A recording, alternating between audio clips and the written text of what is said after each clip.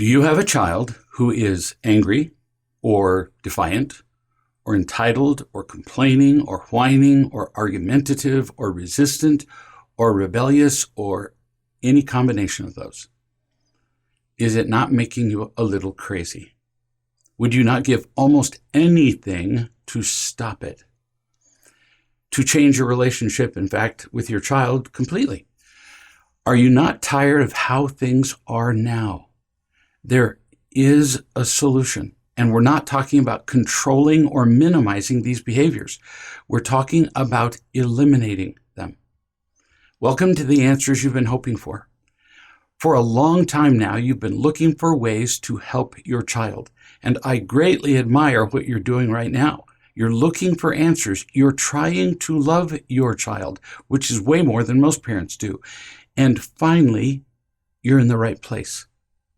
It's like you've been paddling around in the middle of the ocean, desperately looking for help, and now, almost unbelievably, the help is here. This is the ship you've been looking for. How could I possibly make such an extravagant promise?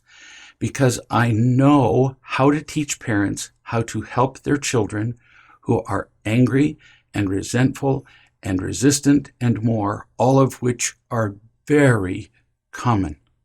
And the incidence of them is increasing. What I teach has been used by uncounted thousands of parents, and it works consistently. I'm not trying to sell you something here that we're going to do. You don't have to wait. We're going to start right now. In the next few seconds, I'll be teaching you things about your children and yourselves that you've never known. I repeat, I'm not here to tell you about what I'm offering you. I'm beginning now to give you what you need. It's my gift to you, whether you continue with this or not. What a relief to know that right now you're exactly where you've wanted to be. You can learn what you need to learn. Finally, you can feel encouraged. You can even feel hope. You can help your child, and I'm going to help you do that. You wouldn't be here unless two things were true. You're having difficulties with a child who is angry or defiant or complaining or whining or argumentative or resistant or rebellious or all of that. And two, you care enough to do something about it. That's a very good sign. I know you've tried to change things. Nagging, yelling, controlling, being irritated, being annoyed, exhausted, disappointed, frustrated, probably tried counseling, the things you've learned from books, programs, all of that. Maybe medications even. But your child is still unhappy, and you are frustrated and tired. You've been looking for something that works, and here it is. Principles that have proven to work hundreds of thousands of times all over the world. If parents are thoroughly committed to learning and practicing what I'm going to share with you now, predictably, I see children lose their anger and defiance and whatever other behavior I've named, and instead become happy, even after everything else has failed miserably. You become pretty happy too. It is not hopeless. I'm here to help you, and I'll be using the insight and experience of counseling with thousands of parents and from writing 20 books and endless articles on the subject, as well as appearing on 1,600 radio and television shows and presenting seminars all around the world, and more. You are about to change the world around you, and you don't have to do it alone, which is miserable and frustrating, which you've already proven with your own experience. So now the question that has to be on your mind. What am I going to teach you that you don't already know? What am I going to say that you haven't already read in a parenting book or heard from a program somewhere? This is going to be revolutionary for you to hear. So slow down your brain and listen with your soul. What does a child need more than anything else? That's a question we don't ask often. After food, water, and air, the obvious, the answer is glaringly apparent, and yet we keep missing it over and over. To see the answer more easily, let's start with an infant. When an infant cries, other than from obvious physical distress, what does he want? You already know because you just pick him up. You're pretty smart. You already intuitively know that every child wants to feel cared for. Every child wants to feel loved. Picking them up and holding them is just a demonstration of that. And if you're genuine in caring about them, they feel it. But infants are relatively easy to love. They smile and melt your heart and make cute little noises and laugh in ways that we never hear anywhere else. They're adorable. But then they get older and they learn how to spill things and make messes and ferociously say no when you tell them what to do. They scream in their car seat. They fight with their siblings. They refuse to listen to you and say ugly and hateful things to you and to other people. They get a lot harder to love. And when that happens, we really don't know what to do. Usually we try to control their behavior, and we might even temporarily succeed, but it doesn't last, and we end up with unhappy and still angry children. We're not so happy either. Let me say this another way. If our children become more difficult to love as their behavior changes, that proves we don't know how to love them unconditionally, which means that we would love them no matter what. If loving them becomes more difficult, it's conditional. Unconditional love, or what I call real love, means caring about another person without wanting anything from them in return. But we do expect something in return when we love our children. Cooperation, gratitude, and reasonable behavior, which includes their not being angry or defiant. Now, more about unconditional love. That kind of love would mean that our love would not be affected by what they do. That's what unconditional love means. But we really don't know how to do that. How do I know? Because we prove it every time we become angry, impatient, or irritated at them, or disappointed, or any variation of those.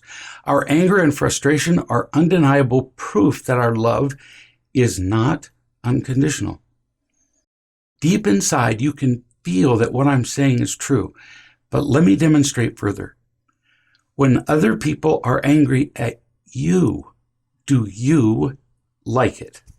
Ridiculous. No, you don't. Not ever. Nobody does. When we're angry at other people, we're saying, look at what you did to me, or failed to do for me.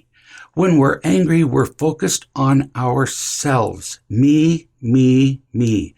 And in that moment, other people, notably our children, hear only 4 words. I don't love you. When we are angry, we're far too occupied with ourselves to unconditionally love anybody. I repeat, when we are angry at another person, including our child, they hear only, I don't love you. I promise you that this is true. And no, we don't mean to say that, but what else could people hear while our words, tone, and behavior are screaming, me, me, me?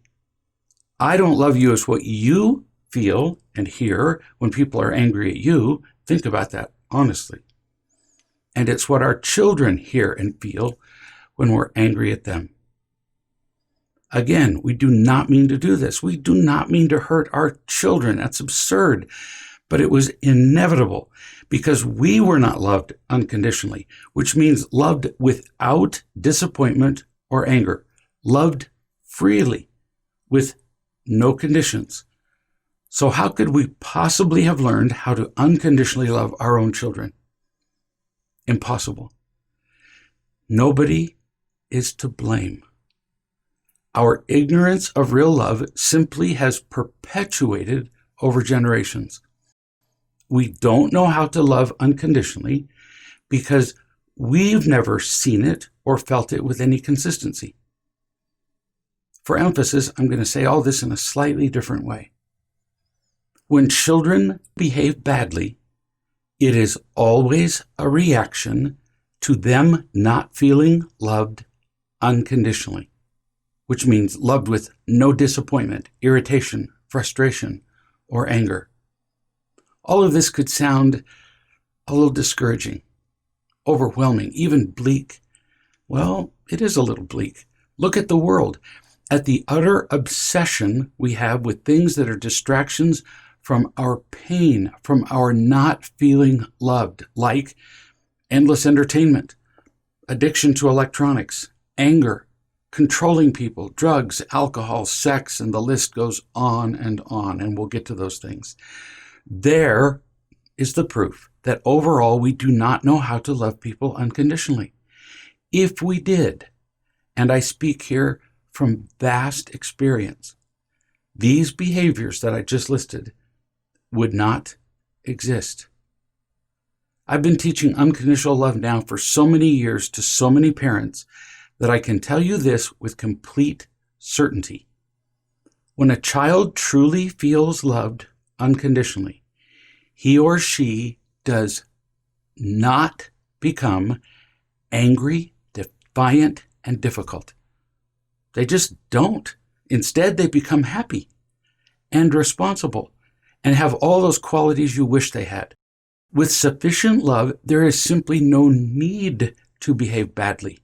Happy people don't behave badly, like being angry, for example. Period. So that is what I'll be teaching you. How to love your children unconditionally, which then gives them finally a reason to listen to you. How many times have you wondered in your head, why does that kid never listen to what I'm saying, ever? Well, there's an answer, and here it is. Because when you're irritated, your child hears only, I don't love you, and that is so devastating that he or she then hears none of the rest of the content of what you say. If you do love them unconditionally, they can hear what you're saying. They're not distracted by their fear. They can hear and not be blinded and deafened by the I don't love you message. It then becomes possible for you to teach them anything, like how to be loving and responsible. And if they have that powerful trifecta, they feel loved and they are loving and responsible, they are guaranteed to be happy, which is the ultimate goal for any parent, or frankly, any person. Take my hand and we'll talk about what you can do and how I will support you. It will almost be like starting over in parenting. You're going to learn how to be a real parent, and your child will learn the lessons of life that will benefit him or her for the rest of their lives. If you implement what you learn here, and if you do it consistently, you simply will not believe the differences you'll see in your child, and in you, and in your family. Imagine this. No more anger. None. No more ugly words. No more tension in your family. It's astonishing to see and to feel. Our children are not defective. They're not bad. We're not bad. We just have not known how to love and teach them. What we're doing now with our kids is not working. Loving and teaching them does. Rarely is it too late to change whatever unproductive behaviors you're dealing with, not if you're really willing to learn and to apply these principles to the interactions with your child. I promise you, learning how to be a real parent is worth it. We're about to learn how to eliminate the behaviors in your children that are hurting them and making you crazy. Really. I make you another promise. Learning to be a loving, effective parent is easier than everything else you've done as a parent to this point. We're really going to get into this. This is not a casual effort. We're not looking to make your children more manageable as though they were objects or pets. That's not even close to being enough. Our mission is to help you to become a powerful and effective parent, and to help your child feel loved and to be loving and responsible, and then unavoidably happy. It's a transformation. If you are truly committed to learning how to parent, I'm fully committed to teach you, and I will bring resources to the table you never thought about. The rewards are spectacular, as we have seen in uncounted thousands of families. There is not a single thing you will ever do that will ring through the ages more powerfully than being a loving and effective parent. You can do this. So let's learn some more. Let's get started. Click the button below. It's free to begin transforming your life as a ridiculously effective parent.